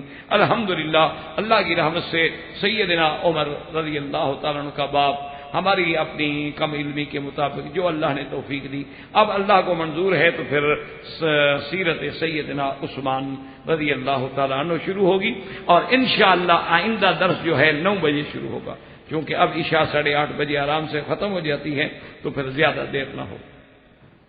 برادران اسلام، واجب الاحترام بزرگوں، دوستوں، بھائیوں، عزیز نوجوانوں، خلافت راشدہ اور خلفاء راشدین کے ضمن میں آج کا درس جو ہے انشاءاللہ سیدنا عثمان غنی ذی النورین رضی اللہ تعالی عنہ کے بارے میں ہے۔ سیدنا عثمان غنی رضی اللہ تعالی عنہ ثالث الخلفاء محمد مصطفیٰ صلی اللہ علیہ وسلم ہیں، اور سیدنا عثمان غنی جو ہیں آپ کا سلسلہ نسب جو ہے وہ قریش سے ہے، اموی سے ہیں، اور اوپر جا کے عبد مناف سے جا کر حضور صلی اللہ علیہ وسلم سے ملتا ہے۔ عثمان ابن عفان، اور آپ کی والدہ جو ہے ان کا نام ہے اروا بنت کریز، اور آپ کی والدہ کی جو والدہ ہیں یعنی حضرت عثمان کی نانی ہو گئی، وہ ہیں ام حکیم البیضاء بنت عبد المطلب، یہ عبد المطلب کی بیٹی ہیں۔ اور اللہ کی شان یہ ہے کہ حضور کے والد جو ہیں عبداللہ، تو عبداللہ اور حضرت عثمان کی نانی جو ہیں یہ توأمتین، یہ جاڑا پیدا ہوئی، کٹھے پیدا ہوئی ہیں۔ تو حضرت عثمان رضی اللہ تعالی عنہ کا ایک بہت بڑا شرف ہے کہ صرف یہ نہیں کہ نسب میں ملتے ہیں، بلکہ اس طرح قرب ہے کہ ام حکیم البیضاء عبد المطلب کی بیٹی ہیں اور حضور صلی اللہ علیہ وسلم عبد المطلب کے پوتے ہیں، اور پھر ام حکیم البیضاء جو ہیں یہ اور آپ کے والد جو ہیں عبداللہ وہ دونوں توأمتین ہیں، یعنی کٹھے پیدا ہوئے، جیسے جڑواں بچے پیدا ہوتے ہیں تو وہ ان کے ساتھ جڑواں پیدا ہوئے۔ اور حضرت عثمان کی کنیت جو تھی ابو عمر بھی ہے اور ابو عبداللہ بھی، اور آپ کو لقب ملا ہے ذی النورین، اور یہ لقب جو ہے ذی النورین یہ بھی اصحاب رسول پاک صلی اللہ علیہ وسلم کو کسی کو نہیں، یہ شان صرف حضرت عثمان کی۔ اور اس لقب کے ملنے کی وجہ جو لکھی ہے علماء نے، محدثین نے، ان نے فرمایا کہ حضرت نوح علیہ السلام سے لے کر سرکار دو عالم سیدنا محمد الرسول اللہ صلی اللہ علیہ وسلم تک کسی پیغمبر کے زمانے میں کسی بھی صحابی کو یہ مقام نہیں ملا کہ کسی نبی کی 2 لڑکیاں جو ہیں اس کے گھر میں آئی ہوں. یعنی ایسے تو بہت سارے لوگ ہیں جو انبیاء کے داماد رہے، لیکن 2 بیٹیاں ایک پیغمبر کی کسی ایک کے گھر میں آئی ہوں، یہ صرف شان اگر ملی ہے تو سیدنا عثمان کو ملی رضی اللہ تعالی. حضور صلی اللہ علیہ وسلم کی بیٹی بی بی رقیہ، ان کا نکاح جو ہے وہ حضور صلی اللہ علیہ وسلم کی نبوت سے یعنی بعثت سے بھی پہلے ہوا. اور سیدنا عثمان رضی اللہ تعالی عنہ یہ وہ شان والے آدمی ہیں جن کے بارے میں حضور نے فرمایا کہ الذی ہاجر ہجرتین، کہ جس نے 2 ہجرتیں کی ہیں، مکہ سے حبشہ کی طرف بھی ہجرت کی، پھر آپ نے مدینہ کی طرف بھی ہجرت کی، اور 2 ہجرتوں کا شرف جو ہے وہ بھی حضرت عثمان کو ملا ہے. اور سیدنا عثمان رضی اللہ تعالی عنہ کے گھر میں جو آپ کی پہلی بیوی ہیں بی بی رقیہ بنت رسول اللہ صلی اللہ علیہ وسلم، یہ جب غزوہ بدر کا وقت آیا تو بی بی صاحبہ بیمار تھی. تو حضور صلی اللہ علیہ وسلم نے حضرت عثمان کو حکم دیا کہ آپ مدینے میں ٹھہریں، کیونکہ آپ کی بیوی کو تکلیف ہے، آپ ان کی تیمارداری کریں، اور بدر جانے کا آنے کا جو اجر ہے انشاءاللہ اس اجر ثواب میں بھی آپ کا حصہ ہے، اور اللہ نے وہاں ہمیں فتح عطا فرمائی تو مال غنیمت میں بھی آپ کا سام ہوگا. تو یہ شرف بھی سیدنا عثمان کو ملا کہ وہ بدر میں نہ گئے لیکن بدری بن گئے، وہ بدر میں نہ گئے لیکن شریک غنیمت ہوئے، اور حضور صلی اللہ علیہ وسلم نے آپ کو شریک غنیمت کیا. اور خدا کی شان دیکھیں کہ جس دن بی بی رقیہ کی وفات ہوئی ہے اسی دن بدر فتح ہونے کی خبر مدینہ منورہ میں پہنچی. اب حضور صلی اللہ علیہ وسلم کی نبوت کا زمانہ ہے، بدر کے بعد کا واقعہ ہے کہ حضور نے فزوجا ام کلثوم، حضور کی دوسری بیٹی جو ہیں بی بی ام کلثوم، ان کے ساتھ پھر حضرت عثمان کا نکاح. اور وہ بھی ایک عجیب واقعہ ہے. اللہ نے حضور کے خلفاء کو ایسی نرالی شان دی تھی کہ جس پہلو سے بھی جانچا جائے، جس پہلو پہ بھی نظر ڈالی جائے، موتی ہی موتی ملیں گے. جب بی بی رقیہ رضی اللہ تعالی عنہا فوت ہو گئیں، پہلی بیوی حضرت عثمان کی فوت ہو گئی، ان سے آپ کے بیٹے ہیں عبداللہ، جن کی وجہ سے پھر آپ کی کنیت ہے ابو عبداللہ. تو ان کے فوت ہونے کے بعد حضرت امیر المؤمنین عمر بن الخطاب رضی اللہ تعالی عنہ اپنی بیٹی حفصہ کے لیے خود حضرت عثمان کے پاس گئے. صحاب رسول چونکہ دین کے پابند تھے، ان کا دین میں کوئی استحیا نہیں تھا کہ بیٹی ہے تو بیٹی والا. یہاں ہمارے ہاں تو ہندوانہ رسوم و رواج کے اثر ہوتے ہیں نا کہ جی ہم بیٹی والے جا کے کسی کو کہیں کہ ہماری بیٹی لے لو، کوئی ہے نہیں. جیسے بیٹے والے کو کہنے کا حق ہے، بیٹی والے کو بھی کہنے کا حق. جیسے اس کی ذمہ داری ہے ویسے اس کی ذمہ داری ہے، بلکہ بیٹی کی ذمہ داری تو اور زیادہ. تو سیدنا عمر رضی اللہ تعالی عنہ نے جب سیدنا عثمان غنی رضی اللہ تعالی عنہ کی خدمت میں آ کے خود پیغام دیا کہ عثمان تمہاری بیوی فوت ہو گئی ہے اور میری بیٹی موجود ہے، شادی کر. فسکت عثمان، حضرت عثمان چپ کر گئے، کوئی جواب نہیں دیا، نہ ہاں کی نہ. حضرت عمر رضی اللہ تعالی عنہ میں چونکہ جلال تھا، انہوں نے حضرت عثمان کو تو کچھ نہ کہا، لیکن حضور کی خدمت میں آ کے شکایت کی کہ یا رسول اللہ دیکھا کہ عثمان نے میرے ساتھ کیا کیا. ما فعل بی عثمان، حضور نے فرمایا ما فعل بک، کیا ہو گیا؟ انہوں نے کہا حضور میں اپنی بیٹی کا پیغام لے کے گیا باپ ہو کر، اور میں بھی تو قریشی ہوں، میں بھی تو قریش میں سے ہوں، میرا بھی تو کوئی مقام ہے دنیا میں اپنی بیٹی کا پیغام لے کے حضرت عثمان کے باجے پھنسا کا تھا. عثمان چپ کر گئے، کہہ دیتے میں نہیں لیتا. بھئی ہاں نہ تو کرو، چپ کر کے بیٹھے رہے. حضور صلی اللہ علیہ وسلم مسکرائے، حضور صلی اللہ علیہ وسلم مسکرائے اور فرمایا عمر تم کیوں غصہ کرتے ہو میرے عثمان؟ تمہاری بیٹی کا نکاح اس بندے سے ہوگا جو عثمان سے بہتر ہے، اور عثمان کا نکاح اس لڑکی سے ہوگا جو تمہاری بیٹی سے بہتر ہے۔ حضرت عمر کہتے ہیں مجھے کوئی بات سمجھ نہ آئی کہ حضرت عثمان نے جواب نہیں دیا اور حضور نے ایسا مشکل جواب دے دیا کہ مجھے سمجھ ہی نہیں آئی۔